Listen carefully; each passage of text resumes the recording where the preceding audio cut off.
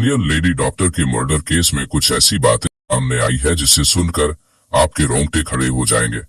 9 अगस्त 2024 की रात पश्चिम बंगाल के कोलकाता में आरजी कर मेडिकल हॉस्पिटल में जूनियर महिला डॉक्टर के साथ दुष्कर्म और हत्या की घटना से पूरे देश में आक्रोश है। इस घटना का विरोध देश भर में हो रहा है। देश भर के लोग, डॉक्टर और मेडिकल छात्र सड़कों पर उतर आए हैं। हालांकि पुलिस ने संजय रॉय नाम के एक शख्स को गिरफ्तार किया है, पर इसके पीछे और भी कई लोग हैं। अब इस मामले की जांच सीबीआई कर रही है।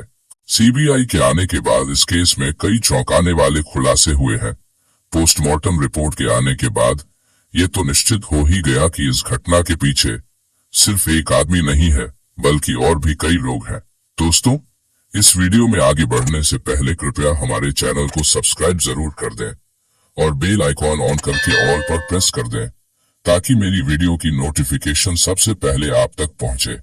सीबीआई की जांच में संजय रॉय ने कुछ ऐसे राज खोले हैं जो न सिर्फ दिल दहला देने वाले हैं, बल्कि इस केस के हर राज से पर्दा उठाने में सक्षम है। संजय रॉय ने कन्फेशन दिए हैं कि कैसे उसने डॉक्टर बेटी के साथ जबरदस्ती की। संजय ने बताया कि उसने पहले डॉक्टर बेटी को मारा पीटा, बेहोश किया, फिर उसके साथ जघन्य अपराध किया। कुछ समय बाद वो फिर से होश में आई और फिर से संघर्ष करने लगी और संजय को रोकने लगी, लेकिन संजय ने आसपास मौजूद चीजों से उसे जोरदार तरीके से मारकर पहले बेहोश किया, फिर उसे बेरहमी से मार डाला और डॉक्टर बेटी की जान लेने के बाद वहां से चला गया। निकलते वक्त उसका एक ब्लूटूथ डिवाइस नीचे गिर गया, जिसके आधार पर वह पकड़ा गया। इस केस में भले ही पुलिस ने संजय रॉय को गिरफ्तार किया है, लेकिन इस केस के केंद्र में पूर्व प्रिंसिपल संदीप घोष नजर आ रहे हैं। यह पहला मौका नहीं है जब संदीप घोष विवादों में घिरे हैं। संदीप घोष का पूरा करियर ही भ्रष्टाचार और पद के दुरुपयोग के आरोपों से घिरा हुआ है। संदीप घोष ने घटना के 3 दिन बाद अपने पद से इस्तीफा दे दिया था, लेकिन आरोप है कि उन्होंने इस पूरे मामले में लीपापोती की और हत्या के मामले को आत्महत्या का रूप देने की कोशिश की। अब सीबीआई लगातार उनसे पूछताछ कर रही है। सीबीआई ने संदीप घोष से कुछ महत्वपूर्ण प्रश्न किए, जो कि इस प्रकार है। इस घटना के बारे में आपको कब और कैसे पता चला? इस घटना की जानकारी मिलने के बाद आपने क्या क्या किया? आप इतने सालों से मेडिकल प्रोफेशन में है, जब आपने लेडी डॉक्टर की बॉडी देखी और देखने के बाद आपको क्या लगा? जरा यह भी बताइए कि पुलिस को किसने और कब कॉल की थी और पुलिस को क्या बताया गया था? मृतक डॉक्टर के परिवार वालों को कब जानकारी दी गई और किसने जानकारी दी? मृतक डॉक्टर के परिवार को आखिर क्या बताया गया था? आपको किसने बताया था कि यह सुसाइड का केस है? मृतक डॉक्टर के परिवार को गलत जानकारियां किसके कहने पर दी गई? किसके कहने पर परिवार से कहा गया कि आपकी बच्ची ने सुसाइड कर लिया है? इसके अलावा भी सीबीआई ने पूर्व प्रिंसिपल संदीप घोष से कई सवाल पूछे, जिनके संदीप घोष ने संतोषजनक उत्तर नहीं दिए, और यही बात पूर्व प्रिंसिपल संदीप घोष के खिलाफ जाती है। सीबीआई की जांच में और भी कई खुलासे हुए हैं, जिससे संदीप के काले कारनामों का पता चलता है। इसके साथ ही अस्पताल कैंपस में ड्रग रैकेट एक्टिव होने की भी बात पता चली है। आपको यह जानकर हैरानी होगी कि खुद ही नैतिकता के आधार पर इस्तीफा देने वाले संदीप घोष के कनेक्शन इतने पावरफुल हैं कि उनके ऊपर भ्रष्टाचार से लेकर कदाचार तक के तमाम आरोप लगते रहे हैं, लेकिन ना तो कोई उनका इस्तीफा ले पाया और ना ही उनका ट्रांसफर कर पाया। आरजी कर मेडिकल कॉलेज के पूर्व डिप्टी सुपरिटेंडेंट अख्तर अली ने डॉक्टर संदीप घोष की पूरी कुंडली खोली है और संदीप घोष के चाल चरित्र पर कई बड़े खुलासे भी किए हैं। अख्तर अली ने कहा है कि संदीप घोष एक माफिया की तरह है। वे बहुत ही भ्रष्ट व्यक्ति हैं। वह छात्रों को फेल कर देते थे और पैसे लेकर उनको पास करवाते थे। वह हर काम में पैसा वसूलते थे और छात्रावास में छात्रों को शराब की सप्लाई करवाते थे। वे मानव अंगों का तस्करी भी किया करते थे, बांग्लादेश के साथ अवैध व्यापार भी करते थे और प्राइवेट अस्पतालों को अज्ञात शव बेचा करते थे और उनसे पैसे वसूलते थे। उन्होंने अपने पद का दुरुपयोग किया और उनके खिलाफ कोई ठोस कार्रवाई नहीं की गई। आरजी कर मेडिकल कॉलेज में जो भी काम होता था, सब जगह वो पैसा खाते थे। यही नहीं, अगर उन पर कार्रवाई किया जाता था तो वो स्टूडेंट्स से आंदोलन भी करवाते थे और अपने ऊपर हो रही कार्रवाई को रुकवा देते थे। डॉक्टर बेटी का ये केस भी संदीप घोष की वजह से दुनिया का पहला ऐसा केस बन गया जिसमें पहले पोस्टमार्टम किया गया, फिर उसके बाद एफआईआर दर्ज किया गया।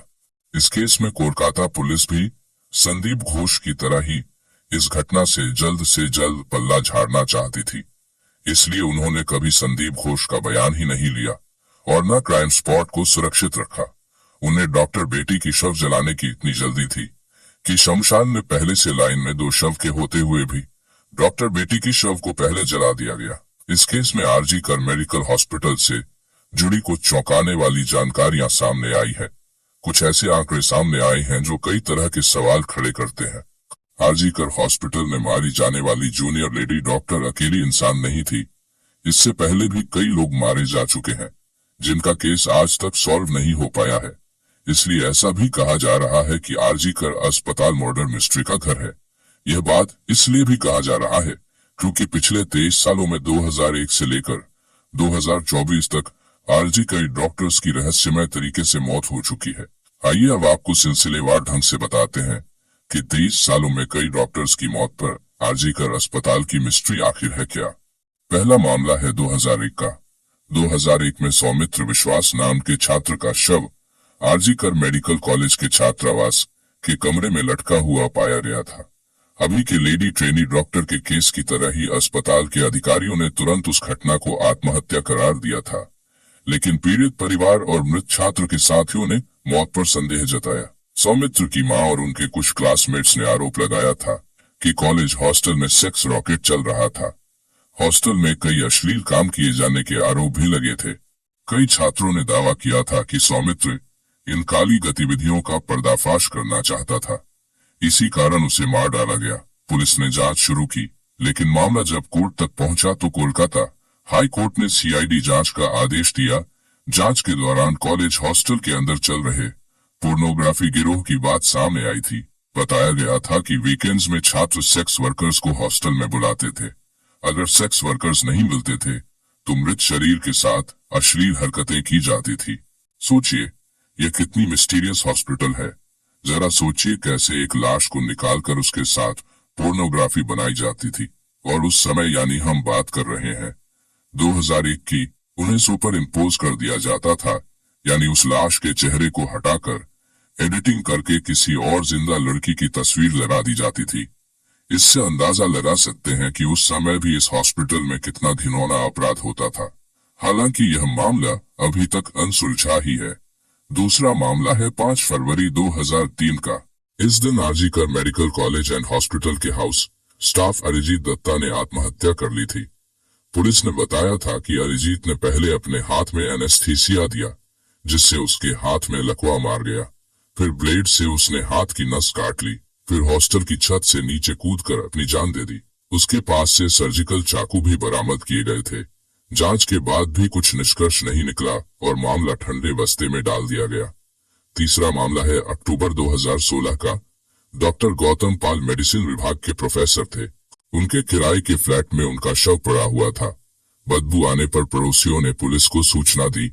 दरवाजा तोड़ने के बाद पुलिस ने उन्हें पहली मंजिल पर एक कमरे में बिस्तर पर मृत पाया, पर वहां कोई सुसाइड नोट भी नहीं था। इसलिए पुलिस ने अनुमान लगाया कि अचानक दिल का दौरा पड़ने से उनकी मौत हो गई होगी। हालांकि वह मौत के कारण की पुष्टि नहीं कर सके। आपको बता दें कि जांचकर्ताओं को उसके कमरे के फर्श पर खून के धब्बे और चेहरे पर कुछ चोट के निशान भी मिले थे, लेकिन उनकी मौत को लेकर अब भी रहस्य बरकरार है। चौथा केस है 2020 का, जब सेकंड ईयर की 25 वर्षीय जूनियर महिला डॉक्टर पल्लमी साहा की दुखद मृत्यु हो गई। डॉक्टर ने आरजी कर अस्पताल की 6ठी मंजिल से कूदकर आत्महत्या कर ली थी। दोस्तों और सहकर्मियों ने कहा कि शायद वह डिप्रेशन की शिकार थी। हालांकि इस मामले में कोई सुसाइड नोट नहीं मिला और डॉक्टर की मौत को लेकर कई सवाल भी उठे, जिनका जवाब आज तक नहीं मिल पाया है। फिर अब हम आते हैं डॉक्टर बेटी की केस की तरफ। जैसे उस समय की सारी मौतों को पुलिस ने सामान्य मौत घोषित कर दिया था, ठीक वैसे ही इस केस में भी पहले यही साबित करने की कोशिश की गई कि ट्रेनी डॉक्टर ने भी खुदकुशी की है। हालांकि मौका ए वारदात को देखकर पहली ही नजर में कोई भी इसे कत्ल का मामला समझ सकता था, लेकिन इसके बावजूद पुलिस ने पहले इस सिलसिले में सामान्य मौत का केस दर्ज किया, जबकि वारदात का शिकार हुई डॉक्टर न सिर्फ उसी हॉस्पिटल में काम करती थी, बल्कि उसकी बुरी तरह से जख्मी लाश हॉस्पिटल के अंदर ही सेमिनार हॉल में पड़ी थी। ऐसे में कत्ल के बजाय खुदकुशी का केस दर्ज करने के पीछे आखिर क्या वजह है, और कोलकाता हाई कोर्ट ने भी इस पर सवाल खड़े किए हैं। मामले की जांच कर रही सीबीआई को अब इसके पीछे की वजह भी जाननी होगी। और एक सवाल यह भी है कि इस पूरे मामले में डॉक्टर बेटी के उन चारों डॉक्टर सहकर्मियों की क्या भूमिका है, क्योंकि वारदात से पहले रात को पीड़ित डॉक्टर ने अपने 4 कलीग्स के साथ ही डिनर किया था। इसके बाद उसके बाकी कलीग्स तो वहां से चले गए, लेकिन डॉक्टर बेटी ने अकेले ही उस सेमिनार रूम में सोने का फैसला किया, और जिसके बाद यह वारदात हुई। लेकिन ऐसे में फिलहाल सीबीआई भी यह जानना चाहती है कि उस डॉक्टर बेटी को आखिरी बार जिंदा देखने वाले उसके दोस्तों से उसकी क्या बात हुई थी और कैसी बातें हुई थी। क्या कत्ल से पहले या फिर कभी भी उसने अपनी सुरक्षा को लेकर कोई चिंता जाहिर की थी। इसलिए सीबीआई उसके दोस्तों से भी पूछताछ कर रही है। संदीप घोष के पीछे कुछ पावरफुल लोग हैं, ये इस बात से अंदाजा लगाया जा सकता है कि पहली बार इस पूरे मामले में सीबीआई द्वारा या फिर किसी भी इन्वेस्टिगेटिंग एजेंसी द्वारा प्रिंसिपल संदीप घोष से पूछताछ की गई है। यानी संदीप इतना पावरफुल आदमी है कि आज तक उससे किसी भी मामले में कोई भी पूछताछ नहीं की गई थी। लेकिन अब देखना यह है कि सीबीआई इस केस को सॉल्व कर पाती है या नहीं। क्या सीबीआई उस मासूम डॉक्टर बेटी को इंसाफ दिला पाएगी, या फिर ये केस भी अन्य केस की तरह ही फाइलों के नीचे दबकर रह जाएगा और उस बच्ची के गुनाहगार यूं ही आजाद घूमते रहेंगे। खैर दोस्तों, हमारा और आपका काम है आवाज उठाना। हालांकि देश भर में जगह जगह डॉक्टर भी प्रोटेस्ट कर रहे हैं ताकि उस डॉक्टर बेटी को इंसाफ मिल सके। दोस्तों, इस घटना को सुनाने का उद्देश्य किसी का दिल दुखाना नहीं है, किसी को परेशान करना नहीं, बल्कि आपको जागरूक करना है, आपको सचेत करना है। दोस्तों, इस पूरी घटना के बारे में आपकी क्या राय है, कमेंट बॉक्स में जरूर बताएं।